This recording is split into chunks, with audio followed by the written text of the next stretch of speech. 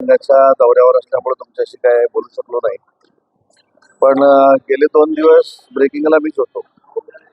हे काहीतरी अखिल भारतीय चित्रपट मंडळाची निवडणूक चालू आहे आणि त्याच्यामध्ये कोणतरी विद्वान असं म्हणाले की माझा सहभाग त्याच्यामध्ये होता, माझा ओएसडी काहीतरी तिथं होता. मला असं वाटलं की तो विषय खरं काल संपलेला आहे. पण माझ्या दृष्टीने मी एवढंच सांगतो की मी निवडणुकीला सामोरं जात असताना स्वतः मैदानात उतरतो. माझ्या ओएसडीला PS ला कोणाला असं पाठवत नाही. आणि महत्वाची गोष्ट आहे की या क्षेत्रामध्ये गेली मी 20 वर्ष काम करतो. त्याच्यामुळे अखिल भारतीय नाट्य परिषदेचा मी विश्वस्त आहे. तिथं प्रशांत दामले तुम्हाला सांगू शकतात, अनेक कलाकार सांगू शकतात. त्याच्यामुळं त्या अखिल भारतीय चित्रपट महामंडळाच्या निवडणुकीशी माझा काही संबंध नव्हता, नाही. आणि जर संबंध ठेवायचा झाला तर बहुतेक काहीतरी 29 तारखेपर्यंत फॉर्म मागे जायची काहीतरी मुदत आहे, तुमच्याच चॅनलमधनं मी ऐकलेलं आहे. आणि तसं जर सहभाग घ्यायचा झाला तर 2 तारखेपासून मी कोणाच्या बाजूने राहायचं हा देखील मी सहभाग घेऊ शकतो, पण मला त्या निवडणुकीमध्येच पडायचं नाही. खरं तर विधान परिषदेच्या जागा कोणाला सुटतील ह्या ब्रेकिंग व्हायला पाहिजे होत्या. पण अखिल भारतीय चित्रपट महामंडळाच्या 3,500च्या कोर्टानं लावलेल्या 3 वर्षापूर्वीच्या निवडणुकीमध्ये किती लोकांना इंटरेस्ट आहे हे काल मला कळलं. आणि माझ्याबद्दल देखील किती लोकांना इंटरेस्ट आहे हे देखील मला कळलं. फक्त मला राजकीय माझ्या सहकार्यांना एकच विनंती करायची आहे की काही गोष्टीची खात्री केली पाहिजे. आपण ज्यावेळी राजकारणामध्ये काम करतो त्यावेळी एखाद्या व्यक्तीवर चिखलफेक करण्याच्या अगोदर त्याची पार्श्वभूमी बघितली पाहिजे. फॉर्म जो भरला गेला होता त्याच्यामध्ये उदय सामंतचं नाव होतं का, उदय सामंत तिथं होता का, ज्यांनी पत्रकार परिषद घेतली त्यांना 6 वर्षापूर्वी माझ्या ओएसडीनं मदत केलेली आहे. म्हणजे मला त्याच्यावर काही बोलायचंच नाही. माझ्या दृष्टीनं तो विषय संपलेला आहे. पण एखाद्या गोष्टीचा कशा पद्धतीनं राजकीय डाव काही लोक खेळू शकतात आणि मी फुरसतीनं कधीतरी विधान परिषदेची निवडणूक संपल्यानंतर याच्या मागचे करते धरते कोण आहेत हे देखील मी पत्रकारांना सांगणार आहे. परंतु मला त्या चित्रपट महामंडळाच्या काही निवडणुकीमध्ये काही पडायचं नाही, कारण तेवढाच काय व्याप आमचा छोटा याच्यातला भाग नाही. आणि म्हणून मी तुम्हाला ती पहिली गोष्ट सांगितली की 3 वर्षापूर्वीच्या फॉर्म भरलेल्या उमेदवारांची ती निवडणूक आहे. 3,500 मतापैकी जवळजवळ 750 मतं ही मयत आहेत. म्हणजे जवळजवळ ही निवडणूक 2800 मतातली आहे. मी स्वतः 3,56,000 मतातनं निवडून येतो. त्याच्यामुळे या निवडणुकीचा माझा काहीही संबंध नाही. बदनामी करण्याचा प्रयत्न कोणी करू नये. आणि राजकीय लोकांना मला एक सल्ला नाही पण विनंती करायची आहे की पूर्ण खात्री केली पाहिजे. कोण तरी सांगतो काहीतरी म्हणून त्याच्यामध्ये आपण जाऊन ज्या काही टोकाच्या भूमिका घेतो आणि फार मोठं त्याच्यामधनं उदय सामंतची बदनामी करून मला काहीतरी फारच साध्य झालंय अशा आविर्भावाचे काही लोक फिरतात राजकीय, त्यांना मला एक सूचनावाचा सल्ला द्यायचा आहे की पहिलं आपण ह्याचं सभासद झालं पाहिजे. आपण यांच्यासाठी काय करतोय हे आपण ठरवून घेतलं पाहिजे. म्हणून मी सांगितलं या सगळ्या संस्थांशी मी निगडीत आहे.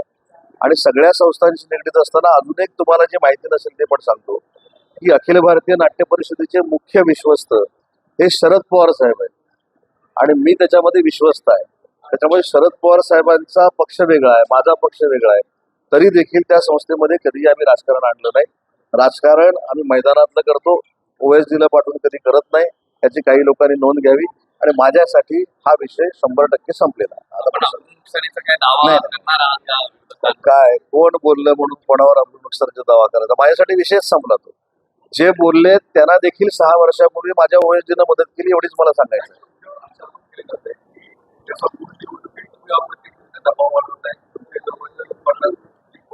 मी एकदा सांगू का, मला असं वाटतं की जवळच्या लोकांना निवडून आणणं, लांबच्या लोकांना निवडून आणणं याच्यावर चित्रपट महामंडळाचे जे अध्यक्ष आहेत मेघराज भोसले यांनी खुलासा केलेला आहे. काल माझे सहकारी सुशांत शेलारनी खुलासा केलेला आहे. आणि ज्यासाठी रान उठवलं गेलं तो मला असं वाटतं काल विषय संपला ना. त्याच्यामुळे माझ्या दृष्टीनं अखिल भारतीय चित्रपट महामंडळाचा फार मोठा जो जागतिक स्तरावरचा विषय गेले 2 दिवस चालूच होता आणि काही लोक बोलत होते तो माझ्या दृष्टीनं संपलेला आहे. आणि माझा त्या निवडणुकीशी काडीमात्र संबंध नाही. माझा माझा माझा संबंध हा विधान परिषदेच्या निवडणुकीसाठी आहे. मी समन्वय समितीचा सदस्य आहे. त्या बाबतीत मला विचार.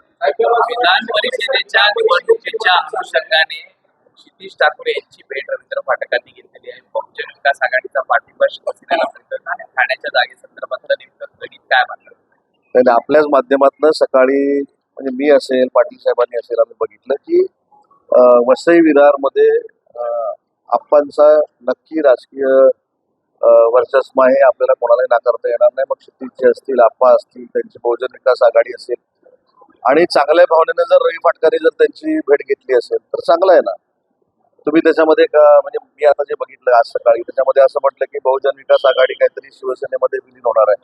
हे आमच्या दृष्टीचे फार मोठे विषय आहे आणि याच्यावर सन्मानाने एकनाथ शिंदे साहेबच बोलू शकतात.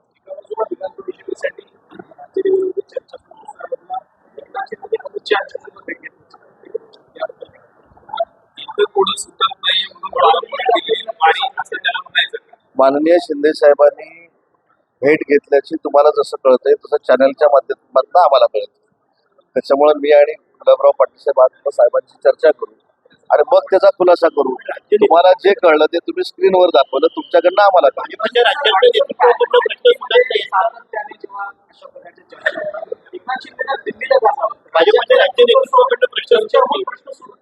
तुम्हाला कोणी सांगितलं की विधान परिषदेच्या निवडणुकीच्या निमित्तानं शिंदे साहेब तिथे गेले होते?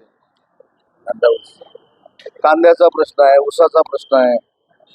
त्याच्यामुळे मला असं वाटतं की सगळ्या ह्याला तुम्ही राजकीय म्हणजे तुम्ही असं नाही गेले का हाही प्रश्न आहे. म्हणून आम्ही असं म्हटलं की तुम्हाला ज्या सूत्रांकडनं कळलं ते तुम्ही स्क्रीनवर दाखवलं आणि तुमच्याकडनं आम्हाला दोघांना कळलं ते आता आम्ही कळलेल्या साहेबांना विचारू आणि त्यांच्याकडनं आम्हाला काय कळलं की आम्ही तुम्हाला सांगू. लोकशाही मराठीने एक बातमी केली आहे. ठाण्यातील 193 एकर वनजमीन जी आहे ती खासगी कंपनीकडे गेली आणि या वनजमिनीच्या हस्तांतरासाठी आता 2,800 कोटींचा TDR द्यावा लागणार आहे. आधी याच्यातलं मी एक तुम्हाला प्रामाणिकपणानं सांगतो की असं एवढ्या मोठ्या एकर जमिनीचा TDR BDR हे सगळं कॅल्क्युलेशन करूनच होतं. आता मध्ये मला असं वाटतं की आमचे युबीटीतले एक आमदार आहेत विधान परिषदेचे, त्यांनी ते ऑरिक सिटीच्या संदर्भात जे टेंडर झालं ते सोशल मीडियावर टाकलं. ते 1,200 कोटीचं टेंडर होतं. कसं आहे की काही लोकांनी अभ्यास केला पाहिजे. त्याचा डायरेक्टली इनडायरेक्टली रोख कोणाकडे होता? उद्योग विभागाकडे होता. पण तसं ते नाही आहे. ऑरिक ही वेगळी सिस्टीम आहे, त्याच्यावर केंद्राची कमिटी आहे आणि केंद्राची कमिटी कायद्यानुसार आणि त्यांचे काय रूल्स अँड रेग्युलेशन्स असतील त्याच्यानुसार ते टेंडर देत असतं. पण हल्ली उठसूट कदाचित आमच्या नावाची ब्रेकिंग आम्हाला कदाचित हल्ली जास्त TRP मिळत असेल म्हणून त्यांनी पण सोशल मीडियावर सांगून टाकलं की 1,200 कोटीमध्ये भ्रष्टाचार झाला. असं काहीच झालं नाही. तसाच हा मुद्दा आहे की ठाण्याची जमीन ज्या पद्धतीनं दिली गेली असेल कायद्याचं नियमाचं सगळं पालन करूनच दिली गेली.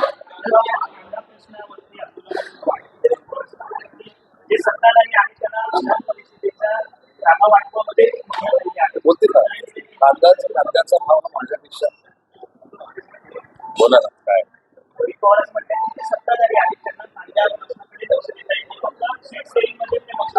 कांदा उत्पादक शेतकऱ्याकरता नाफेड करणं खरेदी करायला याच्याकरता सरकारचा प्रयत्न आहे आणि उद्याच्या दिवशी आदरणीय मुख्यमंत्री आणि उपमुख्यमंत्री यांची बैठक दिल्लीमध्ये कांद्याकरता आणि ऊसाकरता आहे. त्यामुळे उद्या काहीतरी होईल याच्याकरता हे सगळे आंदोलन चालू आहे.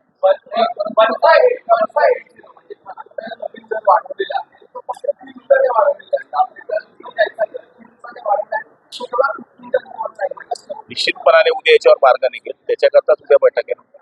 जळगाव मधली जी जागा आहे विधान परिषदेसाठी या संदर्भात आपण बैठक झाली होती जळगावमध्ये. काय नेमका तोडगा निघाला? त्या जागेसाठी शिवसेना आग्रही असल्याचं कळतं. शिवसेना आग्रही आहेच, पण जे आता वर्षी मंडळी निर्णय घेईल त्या माध्यमातून आम्ही काम करू.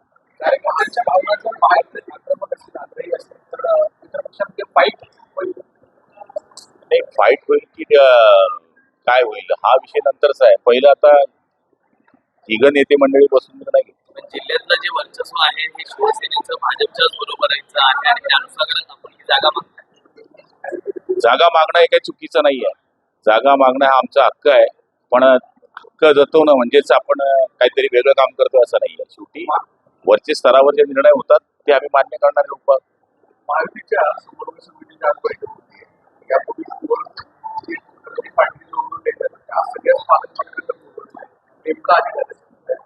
नाही, याच्यामध्ये महत्वाचा मुद्दा असा आहे की समन्वय समितीमध्ये आमच्या जे काही ठरलंय ते पालकमंत्र्यांपर्यंत पोहोचावं आणि त्या पद्धतीनं महायुतीतल्या सगळे लोकप्रतिनिधी असतील यांना कशा पद्धतीनं वेगवेगळ्या स्तरावर न्याय द्यावा हे जे काही आमची चर्चा झालेली आहे त्या चर्चेचा परिपाक म्हणून या मंत्र्यांच्या बैठक आहे आणि त्या मंत्र्यांच्या बैठकीमध्ये जे समन्वय समितीमध्ये माननीय शिंदे साहेबांच्या निर्देशानुसार, देवेंद्रजींच्या निर्देशानुसार आणि सुनेत्रा बहिणींच्या निर्देशानुसार जे आम्हाला समितीमध्ये सांगितलेलं आहे ते आम्ही त्यांना सांगणार.